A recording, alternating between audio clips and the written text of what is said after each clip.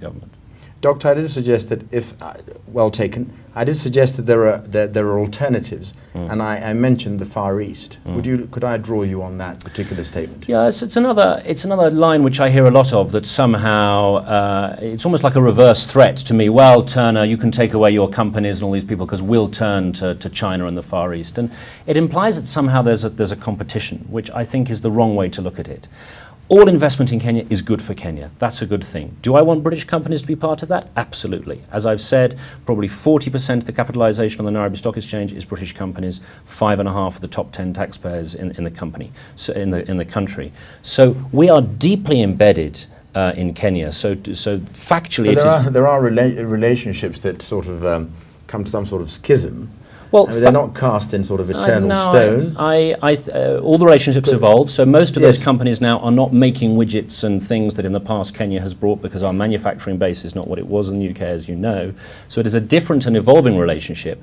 But to imply that somehow it's a zero-sum game, either we trade with... I'm just querying with the same assurance that you give of the input of British companies, whether you could speak with equal assurance as to the benefits to the Kenyan people in terms of money and what we'd stand to gain, or rather what would stand to lose if it were to end. So for example, you can say there's a company called X, we make sort of Harrier jets or whatever, and if this were to happen, because it could work in a rather cynical fashion that it's all to the good of the British economy and not ours. Well, I'm not talking about the benefit to the British economy, I'm talking about the benefit to the Kenyan economy. Right. So if those British companies said, do you know what, there's a global recession, we'll take our money elsewhere, and you lose 40% of the Nairobi Stock Exchange and 5.5 of your top 10 taxpayers, I think self-evidently that's bad for Kenya. But that doesn't mean it has to be a sort of British-China competition. We do a lot of collaboration with China. So, for example, take infrastructure. China builds a lot of the infrastructure in this country. We in Britain have huge expertise in project planning and implementation of infrastructure projects. That's good for everyone. That's good collaboration. So I'm not making threats about whether that trade goes away or under what circumstances which company will stay. That's commercial business. What I'm saying is that our economies are deeply intertwined. Partnership again. That's good for Kenya, that's good for Britain, and my job as the guy sitting in the middle trying to protect and promote that relationship is to do my level best to continue making that happen. Too much to discuss, too little time. Let's keep the E-word elections and look at the actual conduct of the elections. We've now established that everybody has an interest. The defense of that interest, I mean, we could go on all day, and one could defend, theses could be written on the topic. What role might you play to make sure that these elections are free and fair? This is not about the role of the international community, this is about the role of Kenya. And I said earlier, I'm optimistic, and I'm fundamentally optimistic, and I'm optimistic for a number of... Right. Well, let me explain why, and I'll address... I'll draw you on that. When you said the word optimism, I'm optimistic because A, B, C, and D. Is that possible? That is possible. Yes. So A, I'm optimistic because of the Constitution. Right. What so it's a document, what that's nice put words. in place. No, and look, I'm a great believer, and I say to people, it's taken us in Britain 200 years to write and develop our Constitution, and we still haven't written it down. So, pole pole, implementing that document is going to take time. I take your point. But it has put in place a series of structures, of institutions, which I think are for the good and for bettering Kenya. The role of the judiciary, the leadership of Willy Mutunga, the dispute resolution processes. So there is a very important message to people. If you don't like the result of the election, if you have grievances which you think are legitimate, address them through the processes set out in the Constitution and through the courts, not through violence on the streets. That is a very, very profound and important principle. Right, so number one was the Constitution. A. So I am positive about the Constitution. B, the judiciary. C, the IEBC. Confidence levels in the IEBC are now at over 90% after what they've done on voter registration. They registered more people a day than they were near able to do in 2010 for the referendum. It is a complex and a difficult task they are doing. You ask what we're doing to support that. We are the largest single donor to the IEBC, Britain that is. It's paid through a blind basket through the UNDP body, and what that means is we can't tell Ahmed Isaac Hassan how to spend that money, so he keeps his independence, but we're supporting it because we believe in the importance of good governance and the rule of law. I think the final point I would make is my belief that fundamentally the Kenyans I talk to realize how damaging the violence in 2008 was. The GDP of the country dropped to about 5% and took 4 years to recover. We could talk about the number of the tourists that left, and everyone across the political divide, the elite, people on the street, say to me these elections must be safe, credible and fair.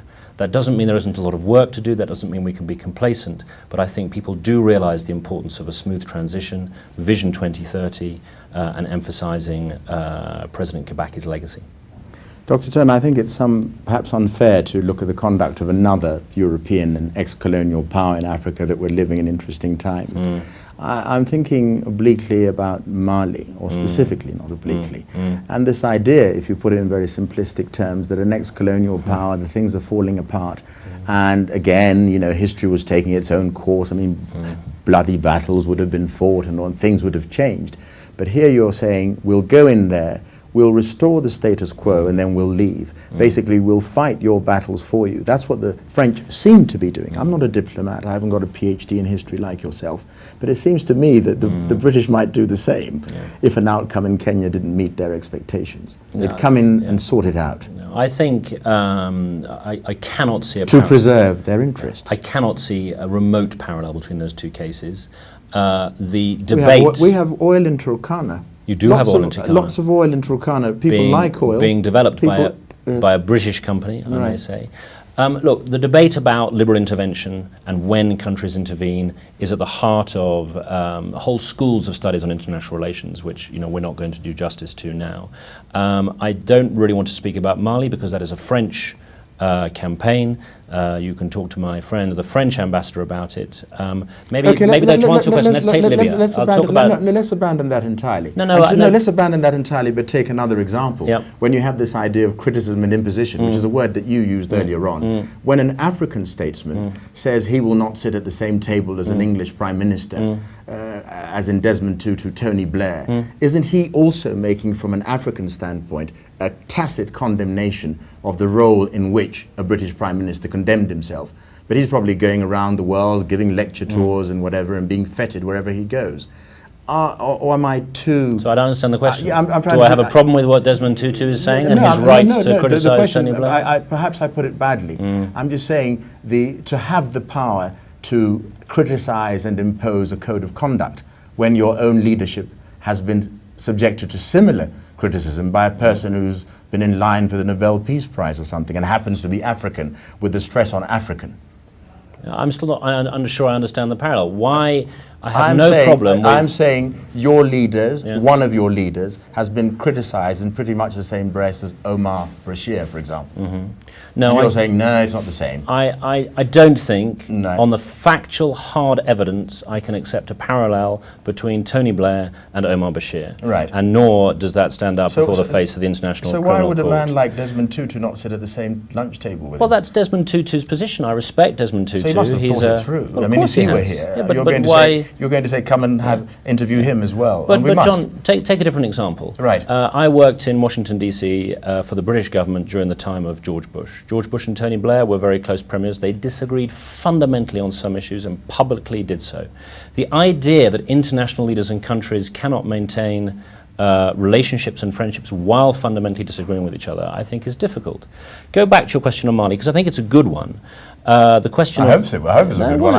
The question of whether or not the coalition force that was led by Britain, France and America should have gone into Libya, an African country, and the facts that led up to that. Muammar Gaddafi, shoot him. Was he a friend or was he a foe? And all these images that we saw of people sort of going into his tented camp, going off to the Elysee. Was that the right thing to do or not? Was that justifiable, or should we have walked away? Now there was a big debate in the UK. There was a debate within the British government, which I was a part of. We'd had the experience of Iraq. And the very well documented difficulties you refer to Tony Blair. We'd also had the example of Kosovo and the Balkans. Right. And when we were looking at the threat on Benghazi by Gaddafi's troops, many people said we cannot let this happen again. So there were a very specific set of circumstances in this case, very specific, and the Western-led intervention was triggered by a request from the Arab League to help. Please help stop a massacre in Benghazi. Now, history will judge whether or not that campaign was justified. In the end, the Gaddafi regime was overthrown, and arguably a better one was there. I don't Dr. think... Turner, the last word on whatever topic, because you have to have the last word now because of time. Well, I don't think what I'm saying is that we should reduce our international relations to a reductive argument about interfere or don't interfere. As I say, our countries are close partners, historic friends. That partnership runs deep, it runs wide. My job is to promote that. I respect the choice, the democratic choice of the Kenyan people. I also urge continued cooperation with the ICC, and that Kenya acts in accordance with its international legal obligations, and that if the Kenyan people have grievances in the upcoming elections, if politicians have grievances, they address those through peaceful, legitimate means as set out in the Constitution. Dr. Christian Turner, thank you very much. Asante sana.